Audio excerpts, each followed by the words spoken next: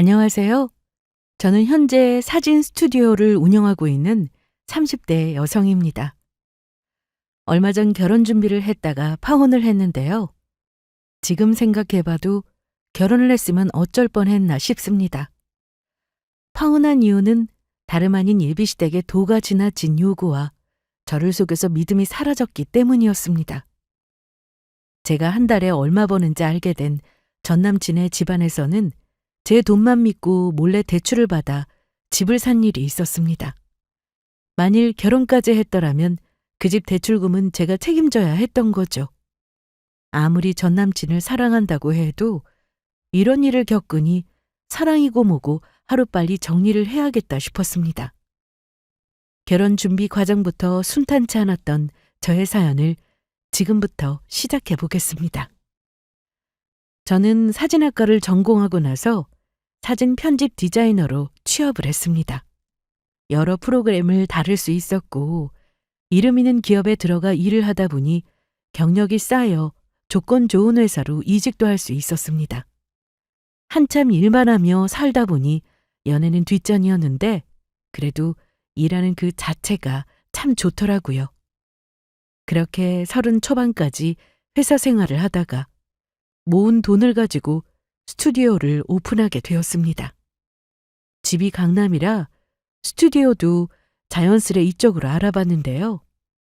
마침 역삼동 쪽 괜찮은 건물 지하에 자리가 나서 계약을 했습니다. 뷰티 모델 촬영부터 제품 촬영, 광고 촬영, 그리고 룩북이나 광고 영상 촬영까지 진행하다 보니 개인은 물론 기업에서 문의가 많았습니다. 어느 정도 자리가 잡혀갈 때쯤 지인 소개로 예비 남편을 만나게 되었는데요. 이름만 대면 알만한 자동차 회사의 디자인 센터에서 근무한다고 했습니다. 소개받은 날 이후로 계속 연락을 하며 지내다가 한 달 후 정식으로 사귀게 되었어요. 출퇴근 시간은 서로 비슷하긴 했으나 저는 예약이 있는 날은 주말에도 출근을 했고 오후 6시에 영업이 끝나는 것이 보통이었지만 작업이 길어지면 야근하는 날도 많았습니다. 저와 다르게 예비 남편은 야근은 거의 없었기에 퇴근 후 저를 보러 오는 날이 많았습니다. 왔어? 나 저기 앉아있을게. 일해. 금방 끝날 거야. 제가 한참 일하고 있으면 언제 왔는지 모르게 한쪽에 마련된 의자에 혼자 앉아있곤 했는데 인천에서 강남까지 오는 게 보통 일이 아님에도 자주 왔습니다. 오래 기다렸지? 피곤한데 집에 가서 쉬지? 보고 싶어서 왔어. 지금 8시 반이니까 얼른 정리하고 나가서 밥 먹자. 그래? 오늘 내가 저녁 살게. 같이 정리하자. 다른 커플들처럼 저희도 연애 초반에는 자주 만났습니다. 서로 사는 곳이 너무 멀었지만 그래도 서로를 향한 마음이 크다 보니 거리는 문제가 되지 않더라고요. 예비 남편에게는 여동생이 한 명 있었는데 가끔 여동생과 함께 스튜디오를 찾아오는 날도 있었습니다. 언니, 스튜디오 엄청 좋다. 나도 여기서 연예인처럼 사진 찍어줄 수 있어요? 그럼요. 저기 의자에 앉아봐요. 포즈가 어렵네. 언니가 알려줘봐요. 여기 사진들 보고 비슷하게 따라해보세요. 예비 신우는 회사에 다니다가 적성에 맞지 않다며 쉬고 있었는데요. 그러다 보니 예비 남편과 함께 셋이서 자주 만나곤 했습니다. 어머머, 저 꼭 연예인 같지 않아요? 사진 엄청 잘 나왔다. 푸사로 올리게 얼른 저한테 보내줘봐요. 그렇게 마음에 들어요? 잠깐만요. 금방 전송될 거예요. 제가 운영하는 스튜디오에서 와서 사진을 몇 번 찍어줬는데 연예인 프로필 사진처럼 예쁘게 나오니 되게 좋아했습니다. 그날 이후로 예비 남편 없이 혼자 찾아오기도 했는데 돈을 받긴 그래서 원하는 대로 찍어주었어요. 그런데 한 번은 서로 기분이 상했던 적이 있었습니다. 광고 사진 촬영 때문에 바쁘게 일하고 있던 중이었는데 유명하진 않지만 그래도 좀 알려진 연예인이 와 있었어요. 그때 예비 신호가 연락도 없이 찾아왔죠. 언니, 저 왔어요. 아가씨, 지금 좀 바쁜데 어쩌죠? 그럼 기다릴게요. 시간이 좀 걸릴 거예요. 괜찮아요. 예비 신우는 제가 늦게 끝날 것 같다고 미리 얘기를 했음에도 계속 기다린다고만 했습니다. 아가씨, 아무래도 오늘은 안 되겠어요. 더 길어질 것 같아서요. 괜찮다니까요. 저도 연예인 구경하고 좋은데요. 자, 신경 쓰지 말고 언니 일해요. 또 사진을 찍고 싶어서 온 건지 아니면 저랑 밥이라도 먹으려고 온 건지 말도 없었고 무작정 기다리기만 했습니다. 그런데 제가 너무 신경이 쓰이더라고요. 계속해서 오늘은 그냥 가라고 했지만 예비 신우는 말을 듣지 않았네요. 그렇게 촬영이 다 끝나고 나서 뒷정리를 하고 있는데 예비 신우가 저한테 다가오더니 언니, 너무한 거 아니에요? 제가 지금 몇 시간이나 기다린 줄 아냐고요. 아가씨, 제가 그래서 오래 걸릴 것 같으니까 오늘은 그만 가라고 했잖아요. 그래도 곧 끝날 줄 알았죠. 아, 참. 여기서 몇 시간을 기다린 거야. 직원들도 다 보는 곳에서 저한테 신경질을 내던 예비 신우는 짜증난다는 말을 반복하며 그렇게 돌아갔습니다. 사실 평소에 저한테 언니 언니 하면서 정말 잘했어요. 오빠만 있었는데 언니가 생겨서 너무 좋다며 먼저 다가와서 친하게 지내고 있었습니다. 그래서 예비 남편 없이 혼자 찾아오면 제가 밥도 사주고 커피도 사주고 했습니다. 저와 예비 남편은 연애를 시작한 지 1년이 지나고 2년이 다 되어가자 예전처럼 서로 자주 만나거나 하지는 않았습니다. 하지만 마음이 식었다거나 그런 건 아니었어요. 그래도 주말에는 꼭 만났고 평일에는 일주일에 한 번 정도 서로 약속을 하고 만났습니다. 전처럼 제가 일하는 곳까지 퇴근하고 찾아오는 일이 많이 줄었는데 그게 서운하거나 하지는 않았네요. 거리가 얼마나 먼지 제가 알고 있었기 때문이었죠. 항상 중간에서 만나거나 제가 인천으로 넘어가는 날도 많았습니다. 저희는 2년 가까이 만나다 보니 서로 편한 사이가 되었고 서로 결혼도 약속해서 연봉에 대해 투명하게 공개했어요. 그전까지는 대충 얼마 정도 번다 이 정도만 알았는데 세세한 건 전혀 몰랐거든요. 저는 월 1,000 정도의 수입을 내고 있었고 예비 남편은 상여금까지 다 합치면 월 700 정도 받는다고 했습니다. 저희 둘의 수입을 합쳐보니 적지 않아서 결혼을 하고 나서도 돈 걱정은 하지 않아도 되겠다 싶더라고요. 예비 남편은 저보다 나이가 4살이 더 많았는데 그래서 돈을 저보다 좀 더 모았겠다 싶었어요. 하지만 물어보니 예상과는 달랐습니다. 그런데 내가 쓴 것도 많아서 모은 게 많지 않네. 얼마나 되는데? 3,000 정도 되는 것 같아. 저는 그동안 부모님 도움으로 지출이 많지 않아 그래도 2억 가까이 모았는데 저에 비해 예비 남편은 모은 돈이 거의 없었습니다. 그리고 이때 얘기한 3,000이라는 돈도 나중에 알고 보니 없는 돈이었어요. 모은 게 전혀 없다고 말하기 그래서 저한테 거짓말을 했던 거였죠. 이때까지만 해도 저는 예비 남편을 향한 마음이 진심이었고 돈이야 앞으로 모으면 된다고 생각했습니다. 처음에는 반반 결혼을 생각했는데 예비 남편의 말을 듣고는 집은 저희 쪽에서 준비를 해야 하나 싶었어요. 우리 결혼하게 되면 남들처럼 예단이나 예물 이런 거에 돈 많이 쓰지 말자. 나도 같은 생각이야. 우리가 지금 제일 중요한 건 집이니까 집 얻는 데만 신경 쓰면 좋겠어. 맞아. 그런데 집값이 만만치가 않아서 큰일이네. 저희 집과 예비 남편의 집 중간으로 신혼집을 얻을 계획이었는데 아무래도 서울권이라 집값이 많이 높았습니다. 그래서 서로 능력껏 보태서 집을 구하고 가구나 가전 1월 혼수는 살면서 하나씩 마련해보자고 얘기를 나누었네요. 그래도 결혼이라는 게 집안끼리 서로 의견이 맞아야 하다 보니 저와 예비 남편은 각자 집에 가서 이 부분에 대해 말씀드리기로 했습니다. 전하야, 그럼 너희 생각대로 준비해봐. 정 상황이 안 되면은 집 얻는데 엄마랑 아빠가 보태줄게. 아니야, 부족한 건 대출 받아도 되는 거고. 이왕 대출 없이 시작하는 게 좋지. 나보다 건우 결혼할 때 집 해주세요. 누나, 나도 돈 열심히 모으고 있어. 그리고 나 결혼하려면 한참 멀었으니까 아빠가 해준다고 할 때 받아. 내가 직장이 없는 것도 아니고 돈 벌고 있는데 최대한 우리 힘으로 해볼게. 그리고 진짜 안 되겠다 싶으면 그때는 말씀드릴게요, 아빠. 저희 집에서는 그래도 제 의견을 존중해 주셨습니다. 엄마도 아빠와 생각이 같다고 하셨고요. 제 밑으로 남동생이 하나 있는데 그래도 누나가 결혼한다고 하니 뭐라도 해주려고 하더군요. 저는 어떻게든 집에 손 벌리고 싶지 않아서 결혼 준비하면서 어려운 점이 있으면 말씀드리겠다고 했습니다. 예비 남편의 집에서는 어떻게 얘기가 됐는지 궁금해 물었는데 아직 답이 없었습니다. 저는 그날 이후 예약도 많고 기획사에서 계약건도 좀 있어서 한동안 바쁘게 지냈어요. 그래서 저녁 늦게야 예비 남편과 통화를 했습니다.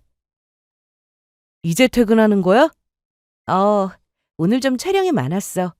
오빤 집이야? 난 아까 왔지. 피곤하겠다. 오늘은 빨리 집에 가서 씻고 바로 자고 싶어. 그래, 얼른 들어가. 그런데 오빠, 부모님은 뭐라고 하셔? 우리 결혼 준비 말이야. 제 질문에 예비 남편은 뜸을 들였습니다. 바로 대답을 못 하더라고요. 그게 우리 부모님은 나랑 생각이 좀 다르셔. 내가 어떻게든 설득할 거니까 너무 걱정 말고. 어떻게 다르다는 건데? 얘기가 좀 길어. 내일 금요일이니까 내가 오랜만에 퇴근하고 넘어갈게. 그때 보자. 그래, 그럼 내일 만나서 저녁 먹으면서 얘기하자. 그렇게 자세한 얘기는 듣지 못한 채 전화를 끊었고 이날은 집에 가자마자 피곤해서 바로 누워버렸습니다. 그리고 다음 날 저도 일을 일찍 마치고 예비 남편과 만나 저녁을 먹으러 갔어요. 오빠, 얼른 얘기 좀 해봐. 부모님께서 뭐라고 하셨어? 그게 예단이나 예물 이런 거 생략하자고 했더니 남들이 어떻게 보겠냐고 하시더라고. 최소 예단만큼은 하는 게 맞지 않냐고. 그래. 부모님은 뭐 우리랑 생각이 다를 수도 있지. 그치? 아무래도 부모님 의견도 고려해서 우리가 준비를 하는 게 맞지 않나 싶어. 그래도 최대한 우리가 얘기한 대로 할 수 있게 내가 노력해 볼게. 부모님이 너무 무리한 요구하시면 내가 중간에서 잘할 테니까 너무 걱정 마. 뭐, 이 정도는 문제가 된다고 생각하지 않았습니다. 상견례 때 진짜 문제가 터지고야 말았죠. 처음에는 저도 돈을 어느 정도 벌고 있으니 예비 남편 쪽에서 집을 못 해온다고 하면 제가 집을 하면 된다 생각했어요. 입장이 바뀌어서 제가 돈이 없고 예비 남편이 능력이 좋았다면 당연히 집을 해왔을 테니까요. 그래서 누가 집을 하든 그게 중요한 건 아니다 싶었고 서로 능력이 되는 대로 결혼 준비를 하면 될 거라 생각하고 있었습니다. 상견례 날짜가 잡히고 나서 예비 남편은 저희 집에 몇 번 인사를 왔었습니다. 저희 부모님도 좋아하셨는데요. 저를 많이 이해해주고 존중해주는 느낌을 받으셨다고 하더군요. 그래서 상견례 때 분위기도 좋을 것 같았고 예비 남편이 중간에서 알아서 잘 해주겠다 해서 믿고 만났습니다. 하지만 제 예상과는 다르게 분위기가 흘러갔습니다. 애들끼리 알아서 얘기를 다 한 모양이더라고요. 네, 저도 듣긴 했는데 둘이 알아서 준비하고 싶다고 하길래 해보라고 했습니다. 아, 그러셨어요? 그런데 애들 살집이 좀 마음에 걸리네요? 네? 들어보니까 선화 회사가 강남이던데 신혼집을 중간으로 한다고 하더라고요. 말이 중간이지. 매일 걸어서 출퇴근하던 우리 아들이 갑자기 차 타고 다녀야 하면 불편할 텐데. 엄마, 괜찮아. 선아랑 다 얘기했다고. 네, 어머님. 지하철 타면 둘 다 회사까지 30분 정도 걸려요. 그래? 아침 출근길에 지하철 타면 힘들 텐데. 혹시 선아 네가 회사를 인천으로 옮기는 건 어때? 아니면 그만두던가. 예비 시모는 갑자기 제가 일하는 스튜디오를 인천으로 옮기면 어떠냐고 하셨습니다. 그래서 이미 자리도 잡았고 위치가 좋은 곳이라 어렵다고 말씀드렸습니다. 처음에는 예비 남편이 저와 얘기 나눈 그대로 말하다 보니 크게 문제가 되지 않았는데 갑자기 예비 시모 입장에서 말을 하더라고요. 그런데 선아야, 솔직히 나도 엄마랑 생각이 좀 비슷해. 출퇴근 그거 무시 못하잖아. 내가 회사를 인천으로 옮기고 신혼집도 인천으로 알아보면 어때? 예비 남편은 그동안 제가 하는 일이 멋지다고 해주고 응원도 해줬는데 갑자기 저런 말을 했습니다. 좀 당황스러웠죠. 그건 어려워. 나도 이제 자리 잡았고 연예 기획사에서 계약도 많이 들어오고 있는데 인천으로 갑자기 이전하게 되면 거리가 멀어지잖아. 그래, 네 말도 맞긴 한데 아이, 뭐가 맞는지 모르겠다. 전 이때부터 기분이 상했습니다. 알아서 얘기를 잘해주겠다던 예비 남편은 결국 자기 엄마 편만 들더라고요. 예비 시부는 술을 좋아하시는지 혼자 계속 드셨는데 아빠는 그래도 중요한 자리라 계속해서 결혼에 관한 질문을 했습니다. 하지만 예비 시부는 술에 취해서 대답도 안 하고 예비 시모가 거의 얘기하는 분위기였습니다. 이날 집은 어떻게 할 건지 그리고 혼수나 예단 예물 이런 부분에 대해서 전혀 의견 조율이 되지 않았습니다.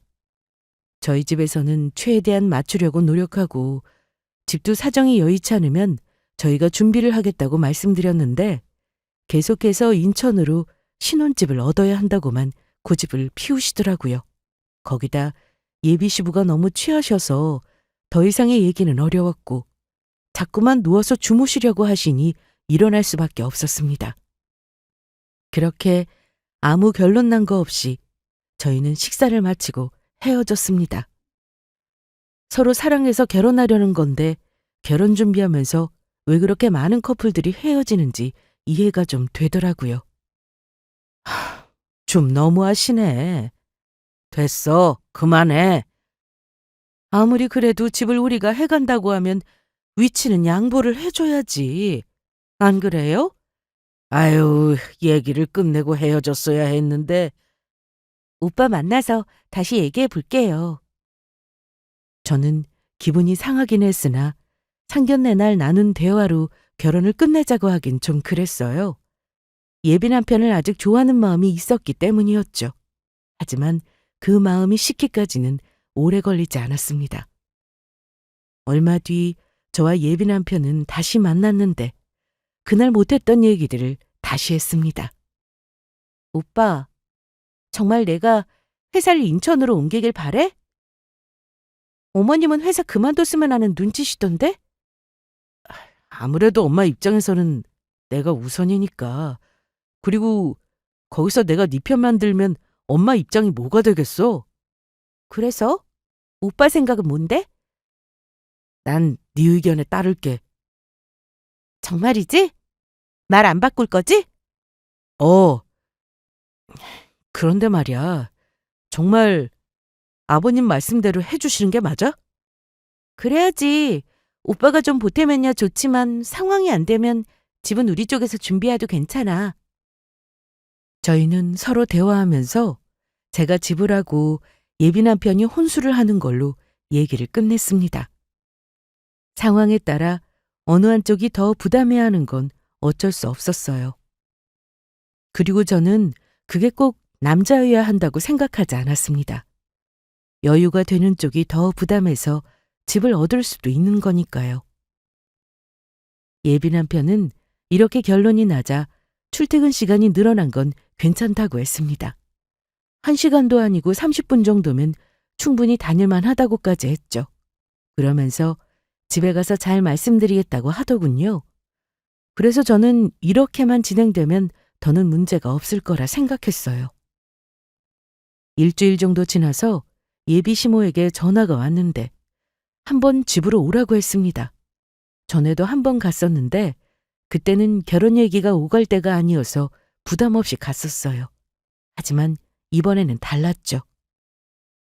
예비 남편의 집에 도착하자마자 결혼 얘기를 하기 시작하셨는데 들을수록 기가 차서 이게 뭔가 싶더라고요. 제가 너무 화가 났던 건 줏대없는 예비 남편의 행동이었습니다. 제 앞에서는 뭐든 동의하더니 어머님 앞에서는 말이 싹 달라지더라고요. 내가 우리 지훈이한테 얘기는 들었는데 네가 집을 해오고 우리가 혼수를 하라는 게 맞니? 네, 오빠하고는 그렇게 얘기했어요. 그래, 그것까진 내가 알겠다. 그런데 예단은 어떻게 할 거니? 형식적으로라도 예단은 하는 게 맞지 않아? 분명 예비 남편과 얘기를 했을 때는 제가 집을 해가는 거니 예단은 생략하자고 했었습니다. 그때 분명 알겠다고 했고 그대로 집에다 말씀드린다고 했는데 이 부분은 전혀 모르고 계시더라고요. 예단이라면 어떤 걸 말씀하시는 건지. 그래, 잘 모를 수도 있지. 그래서 오늘 내가 너 오라고 한 거야. 뭐 요즘 사람들 결혼할 때 이것저것 다 생략한다고 하는데 그래도 한 번뿐인 결혼인데 다 빼면 되겠어? 일단 우리가 친척이 좀 많아서 한복을 다 맞춰야 될 것 같아. 그런데 아무거나 할 수 있어? 고급 한복으로 해줘야지. 그리고 예물까지 하면 5천은 예단비로 받아야겠다.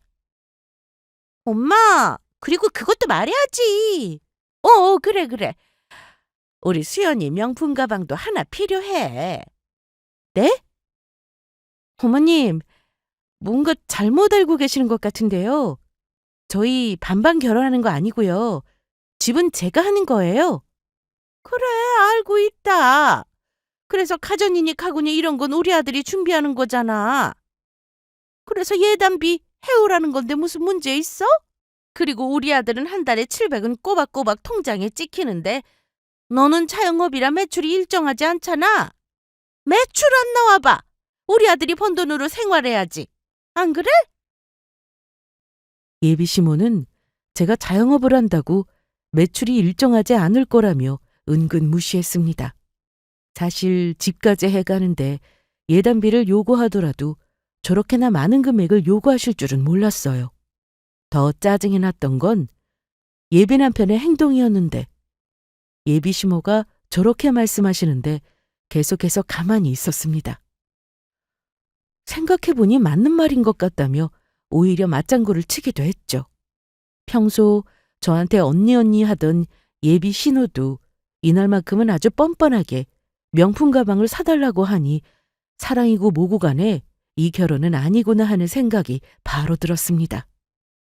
더 얘기를 나누고 싶지 않아 바로 일어났는데 예비 시부는 이날도 술만 드시며 아무 말씀 안 하셨어요. 결혼은 현실이니 사랑만으로 할 수 없는 게 맞구나 싶었습니다. 서로 양보하면서 준비하면 좋았을 텐데 이건 저만 양보해야 하는 결혼이니 마음이 돌아섰습니다. 선아야, 내가 데려다 줄게. 나 차 가지고 왔잖아. 혼자 갈게. 아, 맞다. 그럼 집에 가서 잘 말씀드려. 아까 우리 엄마가 얘기한 예단비 알지? 오빠, 나 생각 좀 해봐야 될 것 같아. 예단비? 아니, 우리 결혼 말이야. 야, 갑자기 그게 무슨 소리야? 생각을 해보다니. 나랑 결혼할 마음이 없어졌다는 거야? 그럼 이게 맞아? 내가 집 해가는데 어떻게 예단비를 요구하실 수 있어? 거기다 5천만 원이나. 그리고 아가씨 명품백까지. 요구대로 할 수는 있지만 일방적으로 나한테 요구만 하는 이 결혼을 내가 해야 해? 내가 오빠 사랑하니까 어떻게든 서로 의견 맞춰가면서 결혼하고 싶었어. 그런데 이건 해도 너무하잖아.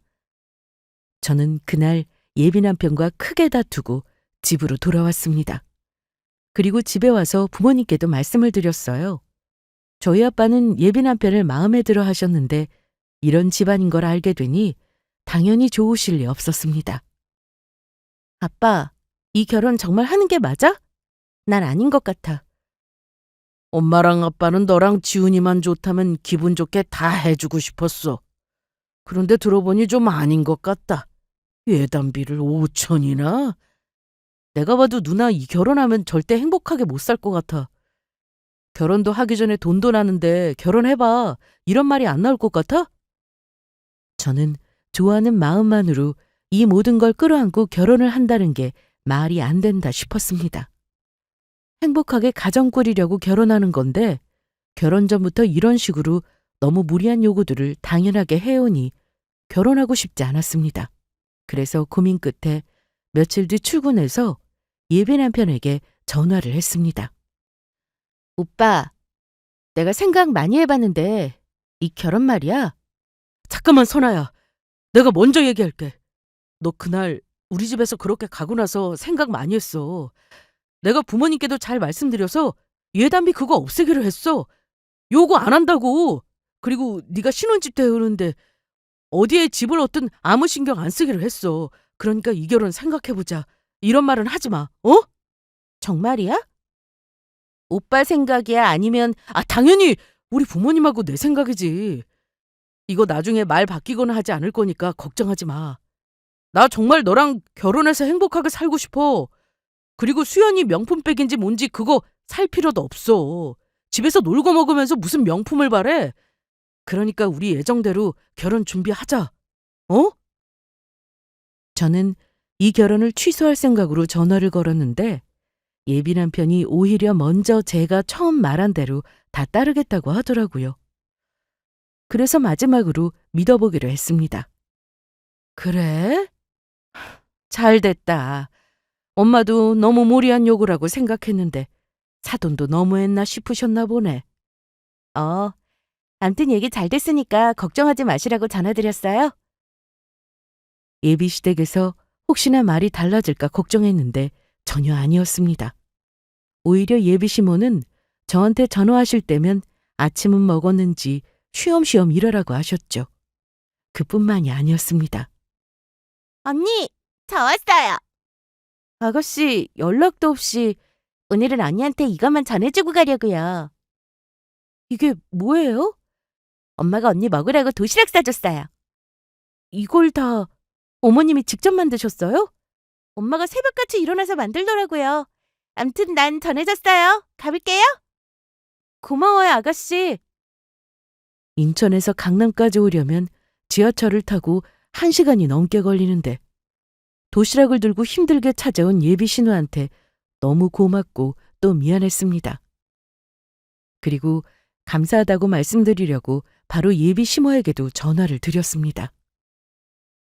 어머님, 저예요. 그래, 선아야. 바쁜데 통화 괜찮아? 네, 어머님. 근데 뭘 이렇게 많이 보내셨어요? 맛이 있을런지 모르겠네. 딱 봐도 맛있어 보여요. 내가 그날은 미안했다. 말도 안 되는 요구를 해가지고 기분 상했었지? 미안해. 너희 둘만 잘 살면 되는 건데 욕심이 과했다. 둘이 잘 준비해봐. 집까지 해온다는 며느리가 어디 흔해? 우리는 그저 고맙게 생각할 테니 우리 신경 쓰지 말고 지훈이랑 싸우지 말고 준비해. 알았지? 감사합니다, 어머님. 그래, 바쁠 텐데 이만 끊자. 도시락 맛있게 먹고. 예비 시모는 전과는 확 달라진 태도를 보였습니다. 본인이 생각하기에도 너무했다고 생각이 드신 것 같았어요. 그래서 저는 잘 됐다 싶었죠. 그날 이후 저는 예비 남편과 만나서 집부터 알아보러 다녔습니다. 선아야, 집은 강남 쪽으로 해도 될 것 같아. 그럼 오빠 회사랑 너무 멀어질 텐데? 친구들한테 물어보니까 중간보다는 둘 중 한 사람한테 맞추는 게 낫다고 하더라고. 네가 인천으로 오는 것보다 내가 가는 게 낫지. 버스고 지하철이고 이동수단이야 많은데 뭐가 걱정이야? 그래도 회사까지 너무 힘들어서 안 돼. 중간으로 하자. 그게 맞아. 나야 뭐 네 의견에 따라야지. 예비 남편은 뭐든 제 의견에 따르겠다고 했고 특히 나중에 애라도 생기면 친정이 강남이니 신혼집도 강남이 어떻겠냐고 했습니다. 뭔가 저를 위해서 많이 양보해주고 있다는 게 느껴지다 보니 고마웠어요. 그날 이후로 저희는 시간이 되는 대로 집을 보러 다녔고 백화점에 들러 가전이나 가구도 보러 다녔습니다. 집을 계약한 건 아니었지만 어떤 가구가 좋을지 구경하러 갔었죠. 실컷 구경하고 나서 밥을 먹으러 갔습니다. 오빠, 저번에 모아놓은 돈이 3천 정도 있다고 했었지? 그게 엄마한테 한 번 더 물어봐야 돼. 그때는 3천이라고 했는데 지금 또 모르겠네. 그게 무슨 말이야? 오빠한테 돈이 있는 게 아니야? 그게 내 월급은 엄마가 관리하고 있거든. 그래서 얼마 모았는지 정확히는 잘 몰라. 월급을 어머님이 관리하시다니? 용돈을 드린다는 거야? 아님 월급 전체를 드린다는 거야? 월급 전체지. 아예 월급 통장을 엄마가 가지고 계셔. 좀 황당한 말이었습니다. 나이가 어린 것도 아니었고 30 중반이 훌쩍 넘었는데 아직도 월급을 엄마가 관리하고 있다고 하니 처음에는 믿기지가 않았어요. 그래서 여러 번 다시 물어봤지만 맞다고 했습니다. 그럼 결혼해서도 오빠 월급을 어머님이 관리하시는 거야? 그건 아직 얘기 안 해봤어. 아마 결혼하면 내가 관리하게 되겠지. 오빠, 그건 확실하게 해야지. 들어보니 예비 남편은 버는 족족 시댁에 갖다 주고 있었습니다. 월급 자체를 예비 시모가 관리한다고 했으니 말 다 했죠. 그래서 저는 이제라도 통장 받아와서 직접 관리하라고 했습니다. 결혼 전에 그 부분은 해결됐으면 좋겠어. 알았어. 내가 오늘 집에 가서 당장 그렇게 말씀드릴게. 내가 직접 관리한다고. 그런데 밥 먹으면서 한참 대화하고 있는데 갑자기 예비 신우가 왔습니다. 언니! 어머, 아가씨, 어떻게 알고 왔어요? 그게 아까 오빠한테 문자 보내는데 여기 있다고 하길래 마침 지나가는 길이어서 왔어요. 그랬구나. 아가씨 식사 안 했으면 같이 먹어요. 뭐 먹을래요? 아니에요. 저 먹고 와서 배 안 고파요. 그런데 언니는 정확히 얼마나 벌어요? 야, 뭘 그런 걸 물어. 아니, 전에 내가 듣기로는 오빠보다 더 번다고 해서 궁금해서 그러지. 맞아. 나보다 더 많이 벌어. 그렇게만 알고 있어. 저는 괜히 민망해서 웃고 말았는데 갑자기 이런 말을 했습니다. 그럼 대출은 문제 없겠네? 네? 대출이요?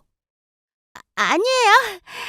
돈 많이 버니까 대출도 잘 나오겠다 뭐 이런 거예요. 순간 느낌이 이상했습니다. 예비 신우가 그런 말을 하자 예비 남편은 그만하라며 눈치를 줬는데 대출 얘기가 괜히 나왔을 리 없다고 생각이 들었어요. 집을 같이 준비하는 것도 아니고 대출 받아가면서 준비할 게 없었거든요. 아무튼 예비 신우가 와서 분위기가 좀 이상하긴 했지만 식사 잘하고 그렇게 헤어졌네요. 그날 저녁 저는 통장 문제가 어떻게 해결이 되었나 궁금해서 자기 전 연락을 해봤습니다. 제 문자를 받은 예비 남편은 저에게 바로 전화를 했는데요. 아직 안 잤어? 이제 자려고 누웠지. 통장은 잘 말씀드렸어? 내가 이제 직접 관리하겠다고 하니까 엄마가 바로 주시더라. 정말? 잘 됐네. 혹시나 어머님이 안 주신다고 하실까봐 걱정했는데. 안 주긴. 이제 나이도 있고 결혼도 하니까 내 월급은 내가 관리하는 게 맞지. 그런데 어머님이 돈 관리하셨으면 그래도 돈 많이 모으셨을 것 같은데 어때? 그건 나중에 만나서 얘기하자. 나 오늘은 좀 피곤해서. 저는 너무 늦은 시간이기도 하고 그래서 일단 전화를 끊었습니다. 그리고 한동안 일이 바빠서 예비 남편과는 만나지 못하고 전화통화만 하고 지냈어요. 일주일 정도를 그렇게 바쁘게 보내고 나서 드디어 예비 남편과 집 계약을 하려고 만났습니다. 오빠, 오늘 그 집 계약하는 거 알지? 알지. 그런데 너무 좋은 집 아니야? 강남이고 30평대 한두 푼도 아닐 텐데. 이미 다 결정난 건데 뭘 그렇게 신경 써. 계약은 이따 오후에 오라고 해서 일단 우리 커피라도 마시러 가자. 저희는 커피숍으로 자리를 옮겼고 지난번 통장 얘기를 다시 하기 시작했습니다. 오빠, 통장 얘기부터 해봐. 얼마나 모았어? 그게 돈이 없더라, 선아야. 없다니? 실은 우리 집에 빚이 좀 있었는데 내 월급으로 그 빚을 갚고 있었거든. 혹시 빚이 더 남았어? 아니야, 다 갚았어. 빚은 왜 생긴 거야? 엄마가 전에 식당 일을 하셨는데 그게 잘 안 되는 바람에 접었거든. 월세도 밀렸었고 대부업에서 대출받아서 식당 차린 거라 그 빚이 좀 많았었어. 그리고 아빠가 전에 주식한 게 있었는데 그때 빚까지 해서 내가 갚아드렸지 뭐. 대부업이면 이자 엄청 높을 텐데. 그래서 다 갚은 건 확실해? 엄마 말로는 맞다고 했어. 그러니까 통장도 바로 주신 거지. 저는 한숨만 나왔습니다. 그리고 이게 다가 아니었습니다. 예비 시모는 통장을 주는 조건으로 결혼해서도 생활비를 달라고 하셨답니다. 지금 예비 남편 말고는 돈을 버는 사람이 없었고 예비 신우도 놀고 있으니 답답하더라고요. 생활비를 얼마나 달라고 하시는 건데? 300만 원 말씀하시네. 300만 원? 너랑 내가 충분히 버니까 그 정도는 드릴 수 있지 않을까? 저는 순간 할 말을 잃었습니다. 생활비 300이 적은 돈도 아니었고 저와 미리 상의해서 결정된 돈도 아니었으니까요. 얘기를 나누다 보니 집 계약하러 갈 시간이 다 되었는데 이건 아니라는 생각이 자꾸 들어서 예비 남편에게 핑계를 대고는 집으로 돌아왔습니다. 선아야, 집 계약은 잘했어? 엄마, 나 이 결혼 하는 게 맞는 걸까? 갑자기 그게 무슨 말이야? 무슨 문제라도 생긴 거야? 오빠가 전에 3천 모았었다고 했는데 그 돈도 없대. 뭐? 어머님이 오빠 월급을 계속 관리하고 계셨는데 그 돈으로 빚을 갚았대. 아니, 빚이 얼마나 있었길래? 대부업에서 빌렸다는 거 보니 이자로 나간 돈이 어마어마했던 모양이야. 지금은 빚 없는 거 확실하대? 오빠 말로는 그래. 그런데 오빠도 정확히 모르는 것 같아. 어머님이 이제 빚 없다고 하셨다는데 뭘 보여주면서 얘기한 건 아니래. 그리고 생활비도 줘야 한대. 300만 원씩. 아니, 뭐가 이렇게 계속 나오니? 아들 돈으로 빚까지 갚았으면 됐지 생활비를 앞으로 달라고 했다고? 저는 고민이 될 수밖에 없었습니다. 예비 남편 연봉이 적은 건 아니어서 살면서 혼수야 채우면 되는 거고 더는 시댁에서 돈과 관련된 문제만 없다면 결혼하는데 무리는 없겠다 싶었습니다. 그런데 뭔가 찜찜했어요. 그래서 집 계약은 미루게 되었고 저는 생각할 시간이 필요했습니다. 예비 남편은 제가 이런 고민을 하는 줄 전혀 모르고 있었는데 얼마 뒤 이사를 했다면서 주소를 저에게 보내왔습니다. 선아야, 문자 받았지? 오빠. 언제 이사를 가신 거야? 얼마 안 됐어. 여기로 올 수 있어? 엄마가 너 좋아하는 꽃게탕 했어. 그리고 집 계약 어떻게 된 거냐고 자꾸 물어보셔서 그 얘기도 할 겸 집으로 와.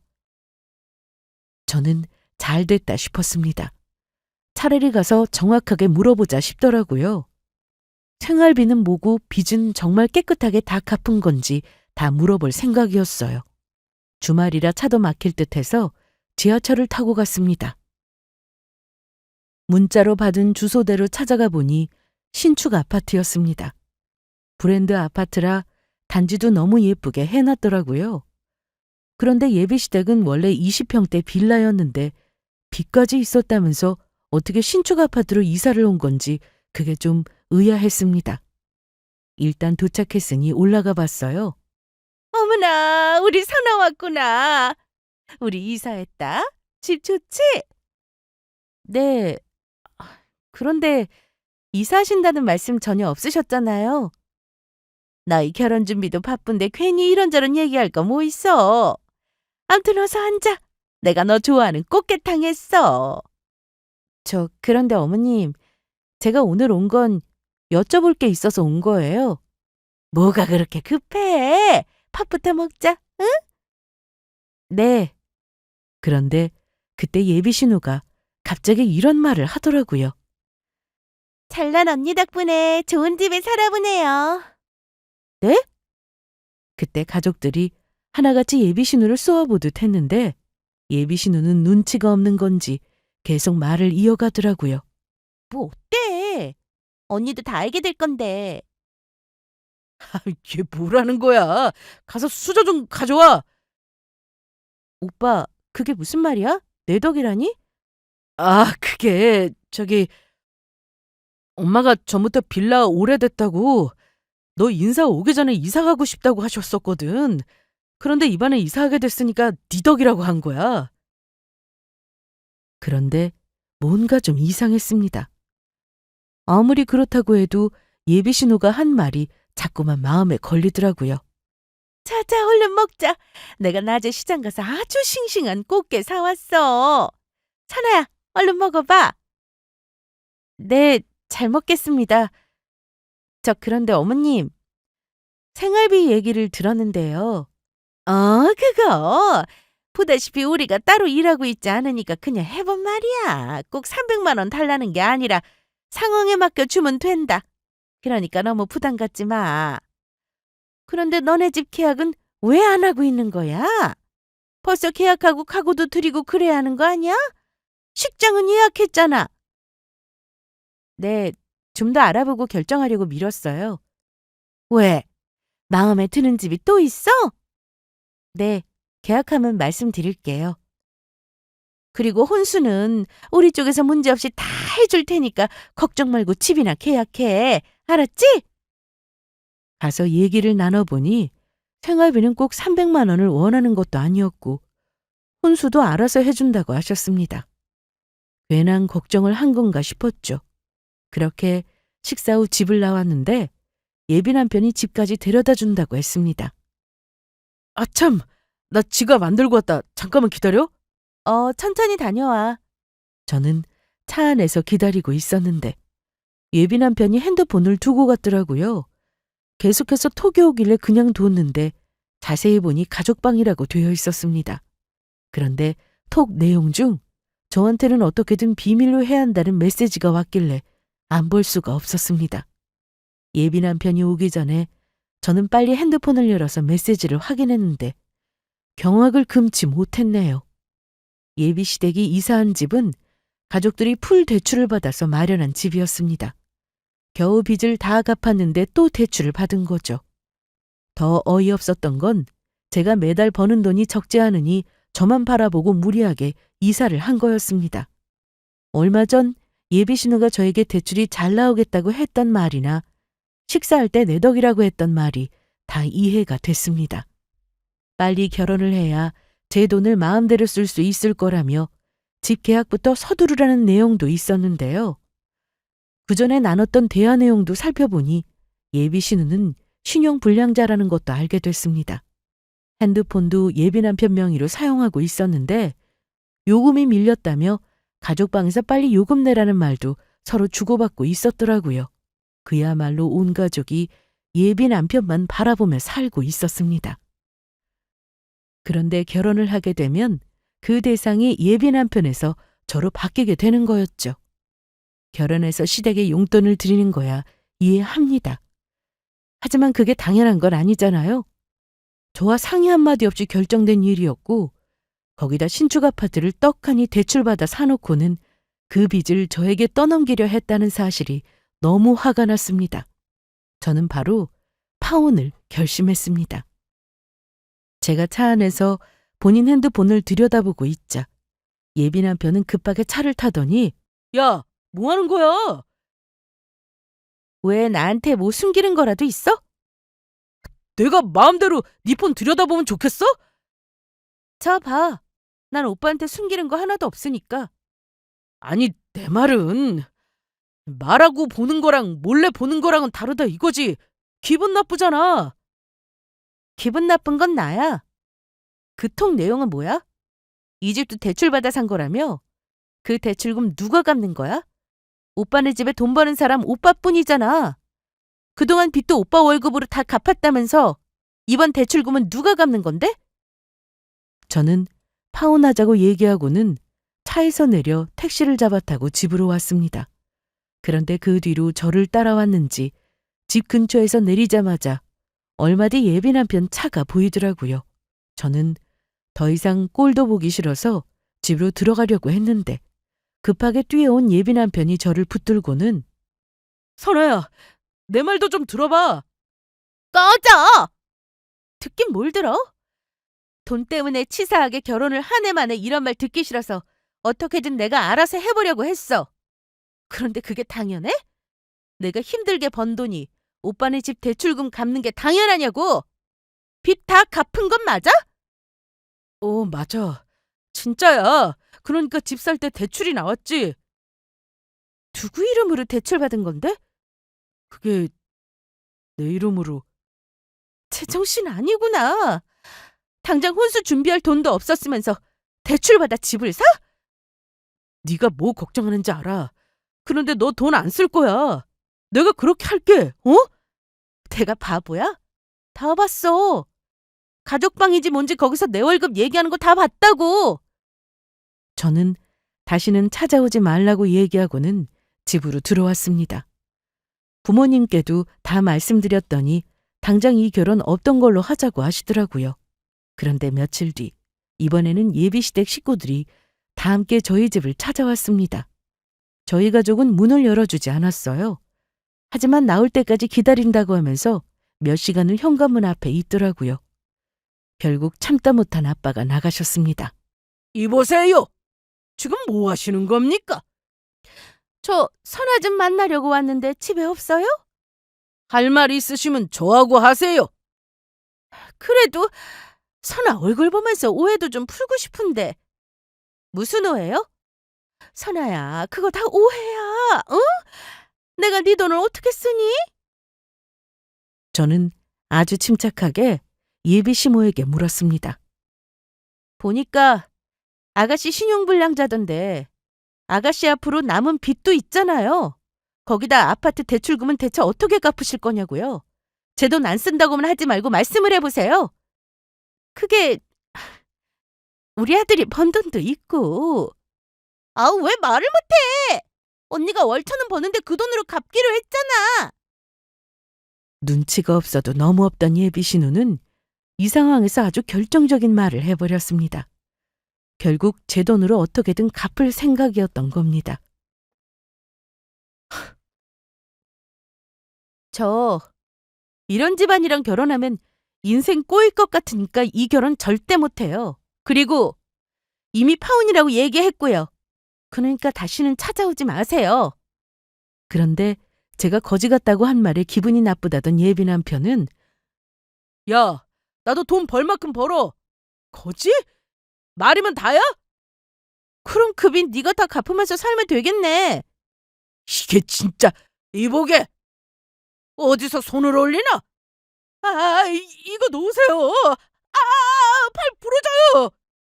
지금 당장 돌아가지 않으면 경찰 부를 테니 그런 줄 알게. 그러자 예비 시댁 식구들은 도망치듯 다 같이 돌아갔습니다. 창피한 것도 모르는 건지 어떻게 우르르 몰려와서 저럴 수가 있는지 돌아가고 나서도 저는 온몸에 소름이 끼쳤습니다. 결혼 취소로 식장 위약금을 물어야 하는 것은 물론 엄청난 빚까지 생겼으니 어떻게든 제가 마음을 돌리긴 바랬겠지만 저는 그럴 마음이 전혀 없었습니다. 파혼 후 저는 조금의 미련도 남지 않았고 신혼집으로 계약하려던 집은 미리 취소를 해두어서 저는 계약금을 날리는 일도 없었습니다. 그날 이후로 저는 일에만 열중하며 지냈습니다. 그 결과 지하에서 벗어나 평수를 넓혀 스튜디오 확장을 이전했습니다.